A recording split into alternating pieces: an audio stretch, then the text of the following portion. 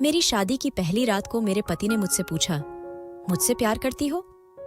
मैंने मुस्कुराकर कहा, हाँ। फिर उसने कहा, क्या तुम मेरे प्यार को सह सकोगी? मैंने बिना सोचे हाँ में सिर हिला दिया, लेकिन मुझे नहीं पता था कि उसके प्यार का मतलब क्या होगा। उसने मेरे शरीर के हर हिस्से पर अपने दांतों के गहरे निशान छोड़ दिए। मैं दर्द से तड़प उठी, चीखना चाहा, लेकिन उसने मेरे मुंह पर हाथ रख दिया और धीरे से कहा, आवाज मत करो, लोग समझेंगे कि हम प्यार कर रहे हैं। स्टार्ट में सिर झुकाए रसोई में खड़ी थी। मेरा दिल इतनी जोर से धड़क रहा था कि बस मैं और मेरा भगवान ही जानता था। कल रात जो तकलीफ मैंने सही थी उसे मैं शब्दों में बयान नहीं कर सकती। बड़ी मुश्किल से मैं उसकी बाहों से निकलकर रसोई में आई थी। मेरा हाल बहुत बुरा था। मेरे पूरे शरीर पर दांतों के गहरे निशान थे। कल रात जब वो मेरे पास आया तो उसने अचानक मेरे हाथों को अपने हाथों में पकड़ लिया और अपने चेहरे के करीब लाते हुए बोला, मुझसे प्यार करती हो? मेरे प्यार की सख्ती को सह सकोगी? मैंने बिना सोचे हाँ में सिर हिला दिया था। मैं एक अच्छी पत्नी बनना चाहती थी और अपना किरदार निभाना चाहती थी, लेकिन मुझे नहीं पता था कि यह अच्छी पत्नी वाला किरदार मेरे लिए कितना भारी पड़ जाएगा। मेरा सिर्फ हाँ कहना था और वो मुझ पर टूट पड़ा। जानवरों की तरह उसने मेरे शरीर के हर हिस्से को दांतों से काटा। मैं चिल्लाने लगी तो वो मेरे कान के पास आकर धीमी आवाज में बोला, आवाज मत करो, लोग समझेंगे कि हम प्यार कर रहे हैं। उसकी यह बात मेरी समझ से बाहर थी। कुछ जगहों से तो मेरा खून भी निकल आया था और उस खून को उसने इतने आराम से छाटकर साफ किया कि मैं हैरान रह गई कि यह क्या गंदी हरकत कर रहा है। लेकिन वो मेरा पति था, इसलिए मैं कुछ नहीं बोली। अभी भी वो मुझे अपनी बाहों में जकड़कर लेटा हुआ था, लेकिन मैं अब थक चुकी थी। पहले मैंने बाथरूम में छिपने का सोचा था, लेकिन मुझे पता था कि अगर ये आदमी वहां भी पहुंच गया तो मेरी जिंदगी वहां खत्म हो जाएगी। इसलिए मैं फौरन रसोई में आकर खड़ी हो गई थी।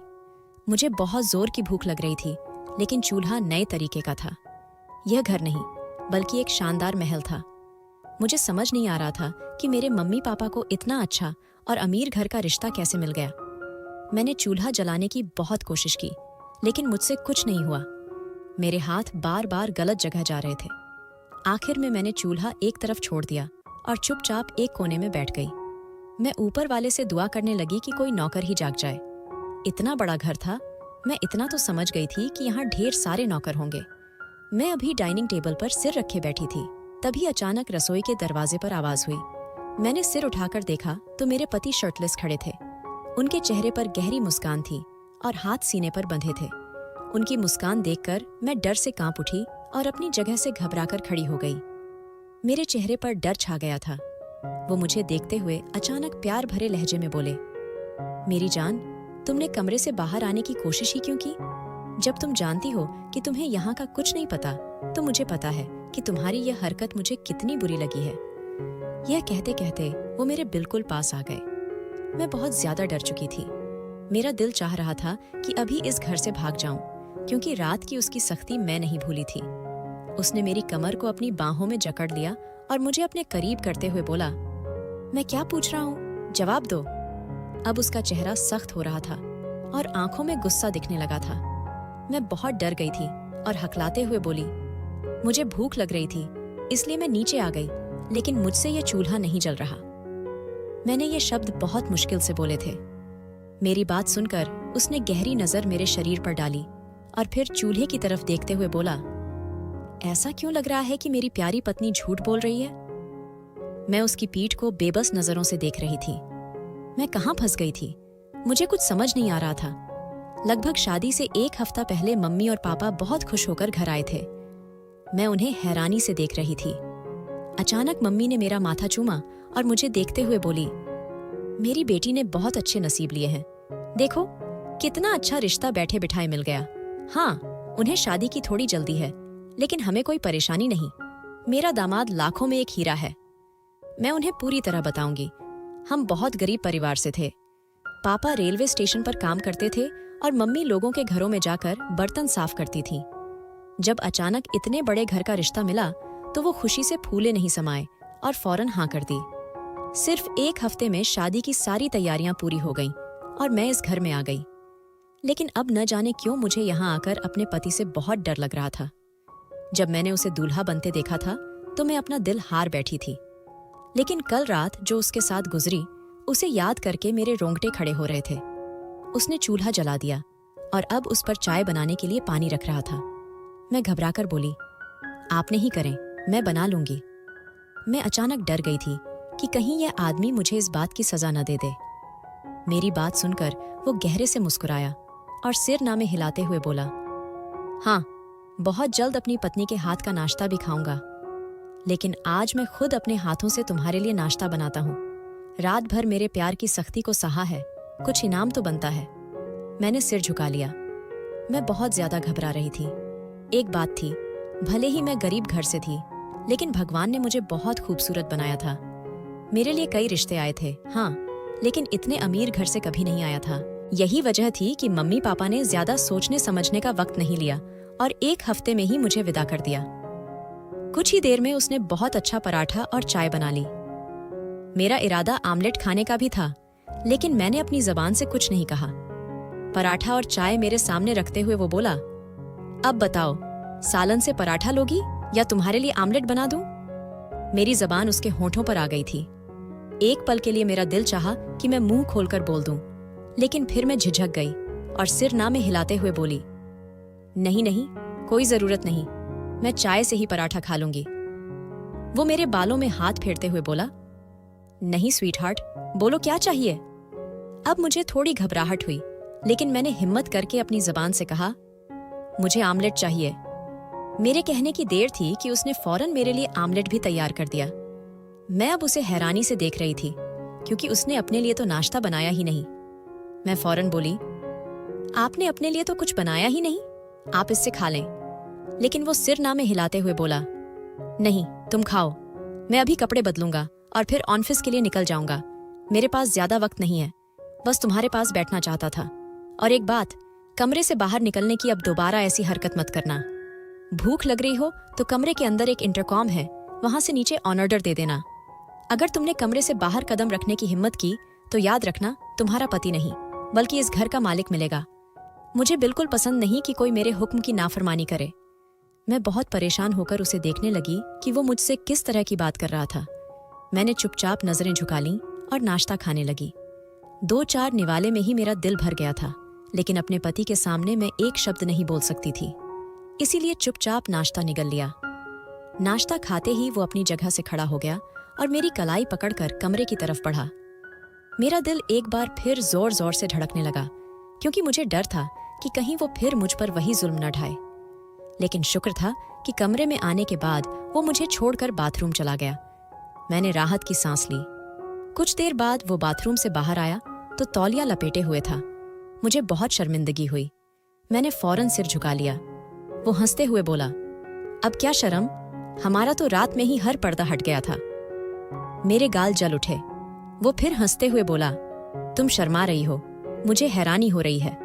हालांकि मैंने तुम्हें रात भर अपने प्यार की बारिश में भिगोया है, फिर भी तुम्हारा यह जवाब देखकर मुझे सचमुच बहुत हैरानी हो रही है।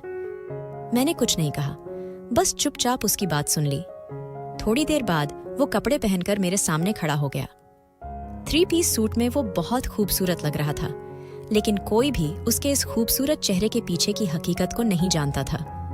अचानक वो मेरी गर्दन की तरफ झुका और बिना सोचे समझे उसने अपने दांत मेरी गर्दन में गड़ा दिए।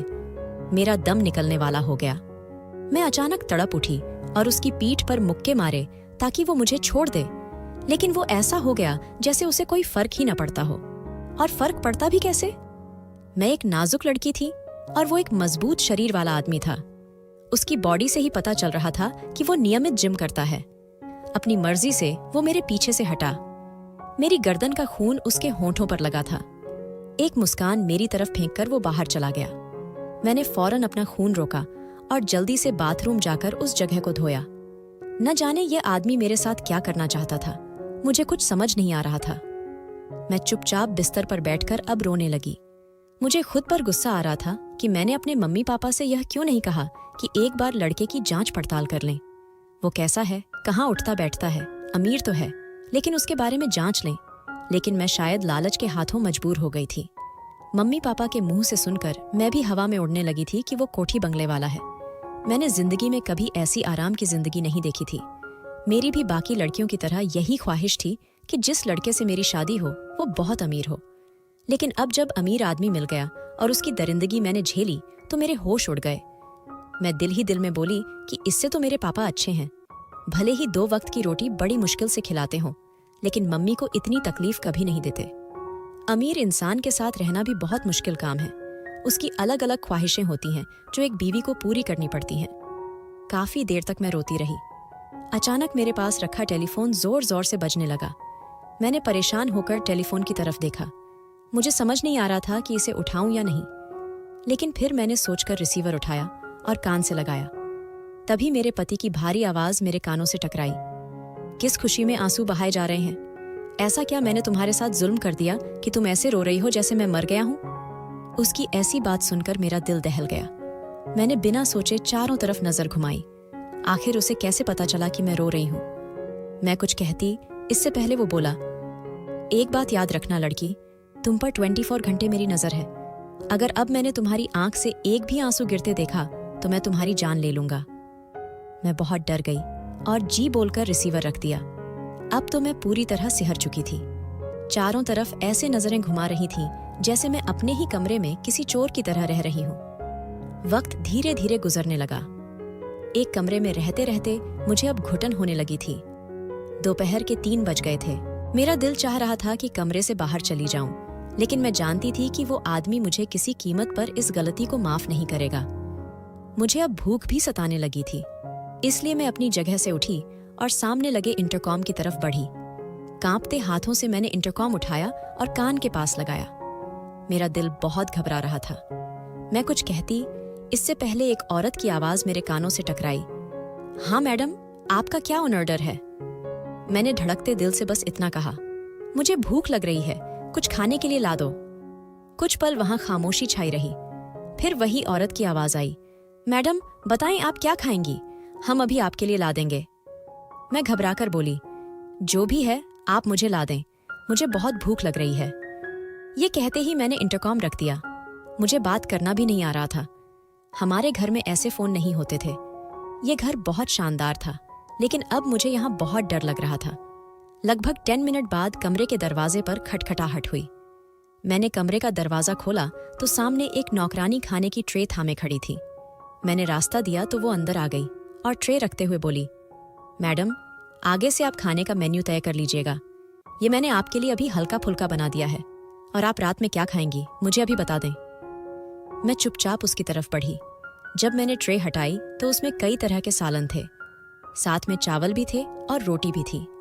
मैंने भगवान का शुक्र किया और उसकी तरफ देखते हुए बोली, रात में भी यही खा लूंगी, आपको परेशान होने की जरूरत नहीं। यह कहते ही मैं खाना खाने लगी। वो सिर हिलाकर कमरे से चली गई। खाना खाने के बाद अचानक मुझ पर नींद छाने लगी। मुझे इतनी नींद आ रही थी कि इसका कोई हिसाब नहीं था। मैंने खाने की ट्रे आगे सरका दी।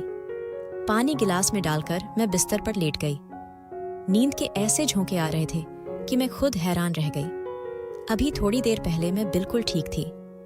बिस्तर पर लेटते ही मैं कब नींद की दुनिया में चली गई, मुझे खुद पता नहीं चला। मेरी आंख लगभग 2 घंटे बाद खुली, लेकिन मैं अचानक परेशान होकर उठ बैठी, क्योंकि मैं अब उस बिस्तर पर नहीं थी जहां मैं सोई थी। मैं एक अंधेरे कमरे में थी। मेरा दिल जोर जोर से धड़कने लगा। चारों तरफ मैंने पागलों की तरह नजरें घुमाई, लेकिन मुझे कुछ दिखाई नहीं दे रहा था। मैं जमीन पर पड़ी थी। मैं लगातार अपने भगवान को और अपने मम्मी पापा को पुकार रही थी। मेरे साथ क्या हो रहा था मुझे कुछ समझ नहीं आ रहा था। मैं फौरन चीखी, राजीव आप कहाँ हैं? मुझे यहाँ से निकालें, मेरा दम घुट रहा है। मुझे अंधेरे से हमेशा डर लगता था।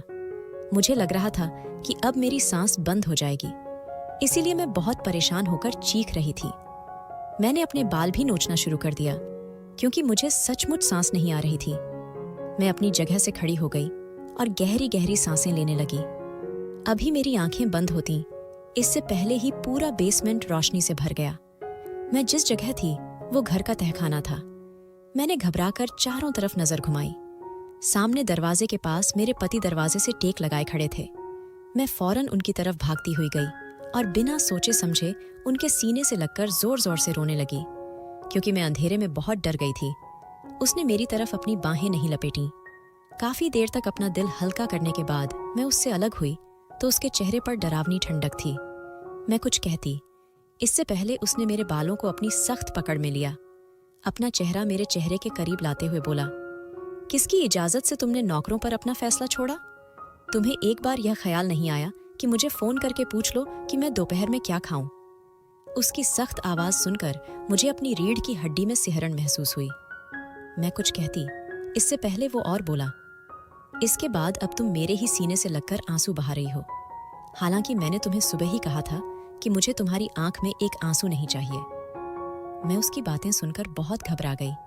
मेरे शरीर का हर हिस्सा कांप रहा था। ये कैसा सन की इंसान था जो ऐसी बातें कर रहा था? मेरे दिमाग में अचानक सिर्फ एक ही बात आई। मैं कुछ कहती, इससे पहले उसने मेरे मुंह पर जोरदार थप्पड़ मारा, जिससे मैं लड़खड़ाते हुए जमीन पर गिर गई। वो मुझे देखते हुए बोला, आगे से अगर तुमने अपनी जात का फैसला किसी नौकर या किसी अनजान इंसान पर छोड़ा तो मैं तुम्हारी जान ले लूंगा। तुम अपनी जात का फैसला खुद भी नहीं करोगी। तुम क्या पहनोगी, क्या खाओगी, सब मैं तय करूंगा और तुम सब चीजें मुझसे ही पूछोगी। अगर तुमने किसी और को अपनी जिंदगी में शामिल करने की हिम्मत की तो मैं तुम्हारी जान निकाल दूंगा और तुम्हारा शरीर कुत्ते बिल्लियों के आगे डाल दूंगा। तुम अभी अपने पति के गुस्से से वाकिफ नहीं हो। उसकी सख्त आवाज मुझे अजीब सी तकलीफ दे रही थी। मैं फौरन हाँ में सिर हिलाने लगी। मेरा बस नहीं चल रहा था कि इस कोठी से भाग जाऊं। अचानक वो मेरे करीब बैठ गया और फिर अपना चेहरा मेरे चेहरे के पास लाते हुए बोला, अगर ये बात अब तुम्हारे दिमाग से बाहर निकली तो याद रखना प्रेरणा, तुम्हें इंसान नहीं बल्कि जल्लाद मिलेगा। उसकी बात सुनकर मैं बिल्कुल चुप हो गई।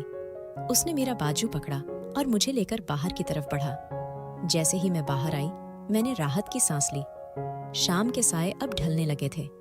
वो मुझे लेकर सीधा कमरे में आया। न जाने क्यों मुझे अजीब सा डर महसूस होने लगा। मुझे लग रहा था कि यह आदमी एक बार फिर मुझ पर उसी तरह हावी होगा जैसे कल रात हुआ था और एक बार फिर मुझे तकलीफ देगा। कहते हैं ना कि जब इंसान की छठी इंद्री उसे कोई संकेत दे रही होती है तो उसमें कोई ना कोई वजह जरूर होती है। मेरे साथ भी कुछ ऐसा ही हुआ। कमरे में आते ही वो मुझ पर जानवरों की तरह टूट पड़ा। मेरे शरीर पर जगह जगह काटने लगा। मैं दर्द से चीखने चिल्लाने लगी, लेकिन उसने मेरे मुंह पर हाथ रख दिया, जिससे मेरी आवाज अंदर ही कहीं दब गई। वो मुझे अपनी बाहों में भरकर सीधा बिस्तर पर लाया और फिर एक जंगली जानवर की तरह मुझे नोचना शुरू कर दिया।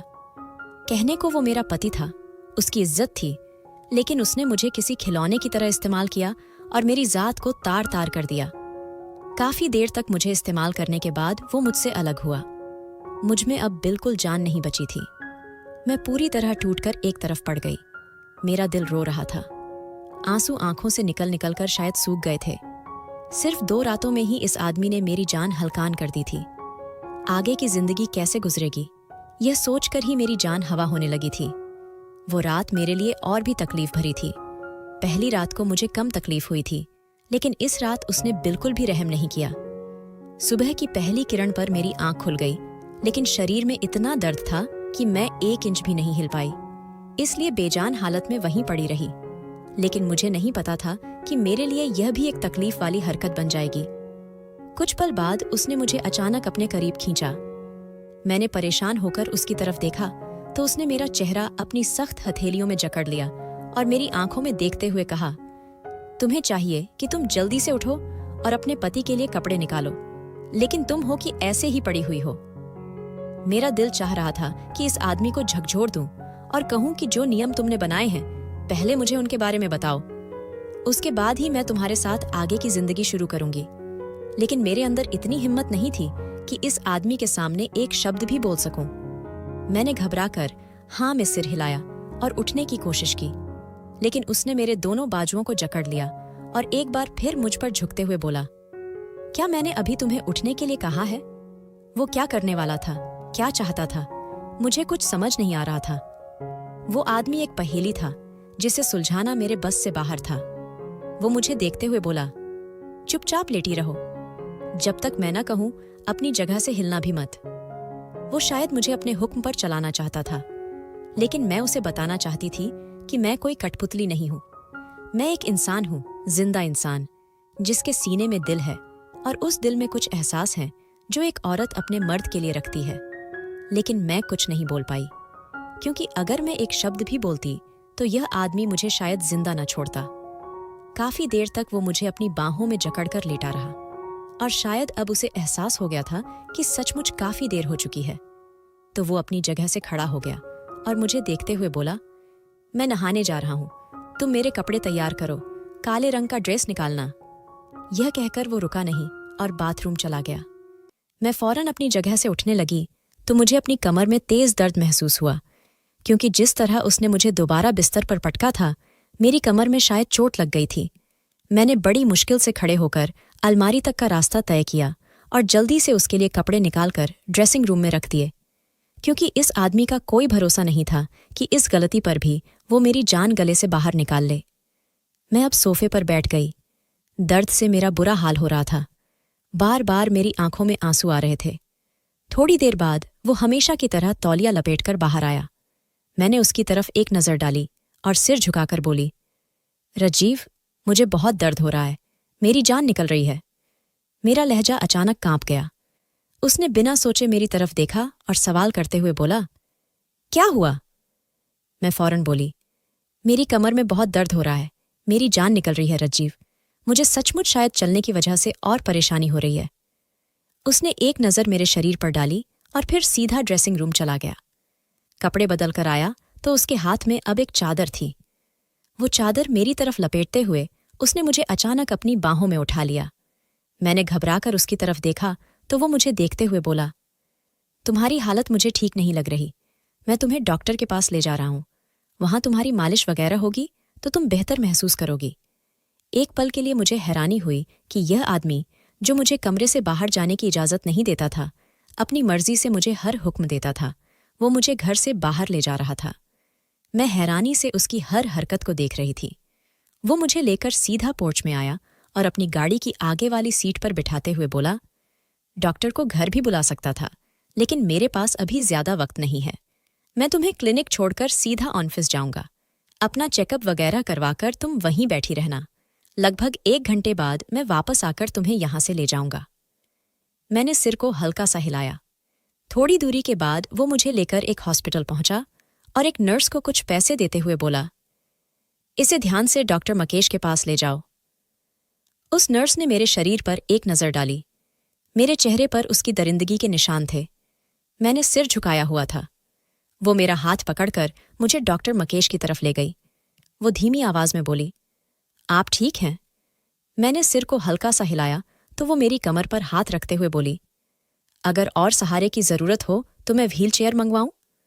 मैंने सिर नामे हिलाया और थकी हुई आवाज में बोली, प्लीज मुझे डॉक्टर मकेश के पास ले चलो, मेरी हालत बहुत खराब हो रही है, पीठ में बहुत दर्द है।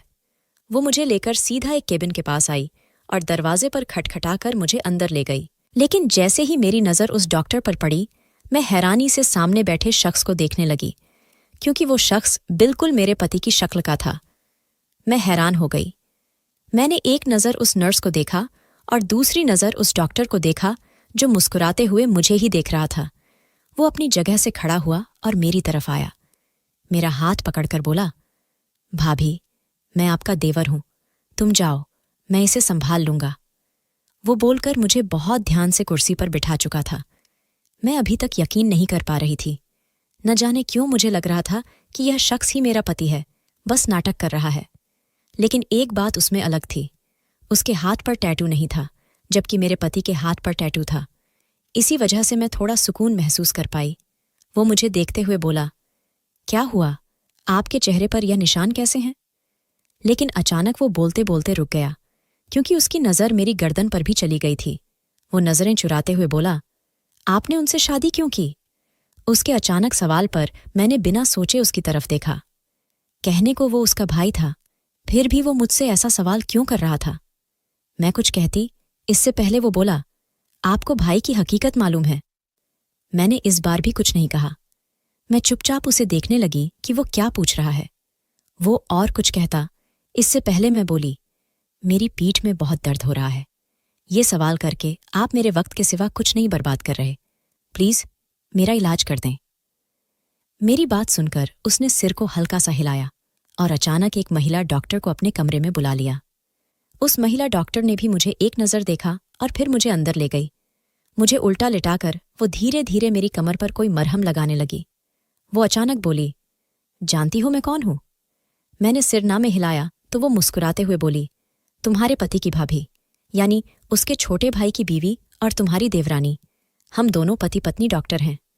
मैंने फिर भी कुछ नहीं कहा, यानी मेरे पति ने मुझे अपने ही घर वालों के पास भेजा था, इसलिए मैं कोई भी बेकार की बात नहीं करना चाहती थी जिससे मेरी जिंदगी मुश्किल में आए। वो मेरे बालों में हाथ फेरते हुए अचानक बोली, मुझे बहुत दुख है कि तुम्हारी शादी ऐसे इंसान से हो गई, लेकिन तुम नादान हो। तुम्हें उनके बारे में जांच पड़ताल करनी चाहिए थी। ऐसे कैसे तुमने अपनी जिंदगी को इतने बड़े नर्क में झोंक दिया? तुम्हें मालूम है, जिस इंसान से तुमने शादी की उसके साथ रहते हुए तुम्हें अपनी जिंदगी का भरोसा भी नहीं रखना चाहिए।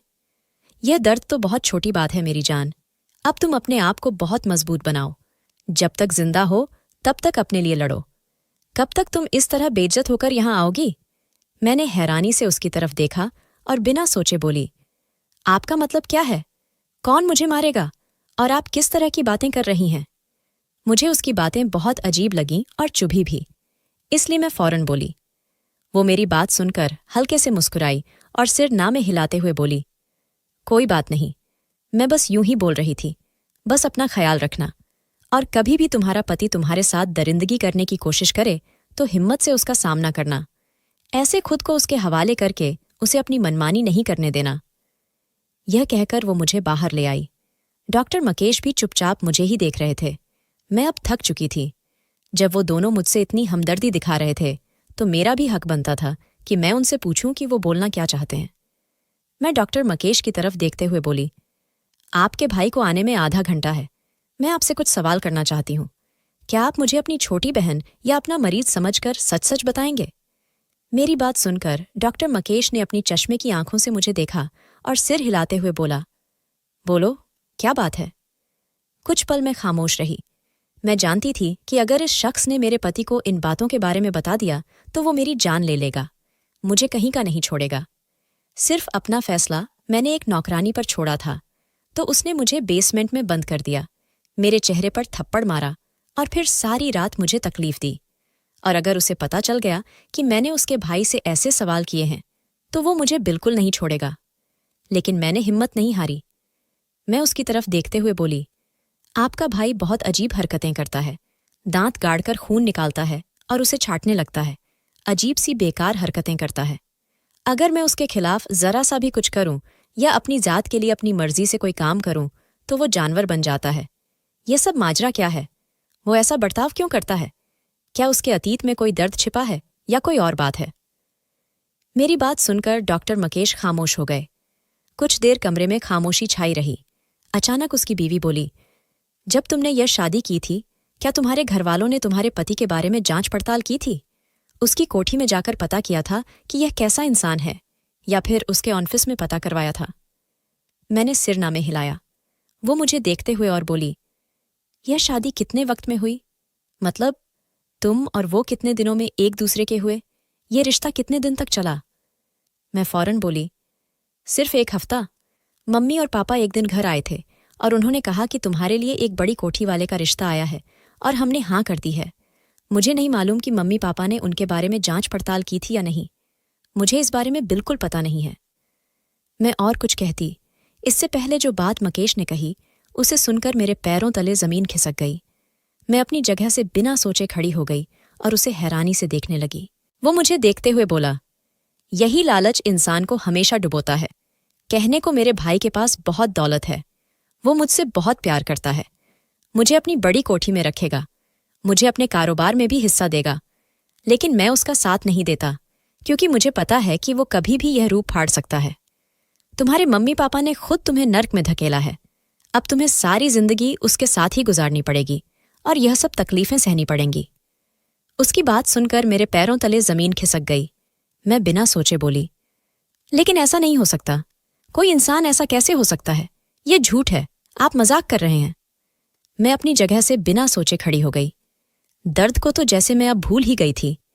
डॉक्टर मकेश का कहना था, तुम्हारा पति इंसान नहीं है बल्कि वो एक आदमखोर है जो लड़कियों को अपनी जिंदगी में शामिल करता है और फिर उनका खून निकाल निकाल कर उन्हें मार देता है। उसे जो चीज़ पसंद आती है और जो खून अच्छा लगता है वो उसका हो जाता है। कई इंसान आज भी इस दुनिया में ऐसे हैं जो आदमखोर हैं, जो इंसानी गोश्त और इंसानी खून पीना पसंद करते हैं, और उनमें से ही रज्जीव भी है। मेरा दिल बहुत ज़ोर ज़ोर से धड़कने लगा। उसकी यह आदत तो मुझे पता चल चुकी थी। जिस तरह वो मुझ पर दांत गाड़ता था और फिर निकला हुआ खून चाटना शुरू कर देता था, यह कोई झूठी बात नहीं थी। मैं डॉक्टर मकेश और उसकी बीवी के सामने हाथ जोड़ते हुए बोली, भगवान के लिए मेरी मदद कर दें। शायद ऊपर वाले ने ही मुझे आप दोनों से मिलाया है ताकि मैं इस जाल से आज़ाद हो सकूं। मेरी शादी को सिर्फ 2 दिन हुए हैं और उसने 2 दिनों में ही मेरी जिंदगी तबाह कर दी है। मुझे उसके साथ नहीं रहना। तभी मेरी देवरानी बोली, लेकिन ऐसा मुमकिन नहीं है। वो शख्स तुम्हें नहीं छोड़ेगा जब तक तुम्हें वो ख़त्म नहीं कर देता। हम सब जानते हैं, लेकिन हम कुछ नहीं कर सकते क्योंकि उसके पास ताकत है, पैसा है। अगर हमने उसके खिलाफ जाने की हिम्मत भी की तो वो हम दोनों का डॉक्टरी लाइसेंस छीन लेगा। हमारी नौकरी चली जाएगी और वो ऐसा इल्ज़ाम हम पर लगाएगा कि हम जेल चले जाएंगे। मैं बहुत ज़ोर ज़ोर से रोने लगी। मैं डॉक्टर मकेश को देखते हुए बोली, आप कुछ भी करके मुझे बस उसके घर से निकाल दें। मैं सब सह लूंगी, मैं कुछ नहीं कहूंगी। आप लोगों का नाम तक नहीं आएगा। बस मेरी मदद कर दें। मेरी बात सुनकर डॉक्टर मकेश कुछ पल खामोश रहे और फिर अचानक बोले, यहाँ से दूर जाना होगा, किसी दूसरे शहर में जहां वो तुम्हें ढूंढ न सके। अगर तुम उसे इसी शहर में मिल गई तो वो तुम्हें जिंदा नहीं छोड़ेगा। मेरा दिल बहुत घबरा गया। मैं बहुत छोटी उम्र की थी। मेरे मम्मी पापा भी भोले भाले थे। बेटी को खुश रखने के लिए उन्होंने यह कदम उठाया था, लेकिन उन्हें नहीं पता था कि बेटी को खुश रखने के चक्कर में वो बेटी को मार डालेंगे। उन्होंने मुझे एक बेहतरीन प्लान समझा दिया। उनका कहना था, तुम अभी फ़िलहाल रज्जीव के साथ जाओ, 1-2 दिन उसके साथ गुजारो, और फिर जैसे ही रात को वो गहरी नींद में सो जाए तब तुम घर के पीछे वाले हिस्से से निकलकर गली के आखिरी हिस्से पर आ जाना। मेरी गाड़ी तुम्हें वहां से ले लेगी। मैं हैरान भी थी कि यह शख्स मेरी मदद क्यों कर रहा है, लेकिन जब मैंने ऐसा ही किया और उसकी नज़रों से बचते हुए मैं नीचे आई तो सामने सचमुच उसकी गाड़ी खड़ी थी। मैं जल्दी से उस गाड़ी में बैठ गई। एक बात थी, रज्जीव जब सो जाता था तो उसे उठाना बहुत मुश्किल था। शायद वो मेरी जान निकालकर खुद सुकून में चला जाता था। उस गाड़ी में बैठकर मैं कश्मीर की तरफ रवाना हो गई। मैं जानती थी कि यह शख्स वहां मुझे ढूंढ ही नहीं पाएगा। वो एक बहुत खूबसूरत और बड़ा शहर है जहां मेरा मिलना उसके बस से बाहर था। और फिर ऐसा ही हुआ। वहां जाकर मैं एक गरीब इलाके में बस गई। शुरू में मुझे बहुत तकलीफ हुई, लेकिन अब मैं शुक्र के साथ रह रही हूं। मैं बस ऊपर वाले से दुआ करती हूं कि कभी किसी बेटी के साथ ऐसा हादसा न हो, कभी किसी बेटी को ऐसी तकलीफ न आए, क्योंकि कोई भी बेटी इतनी तकलीफ सह नहीं सकती।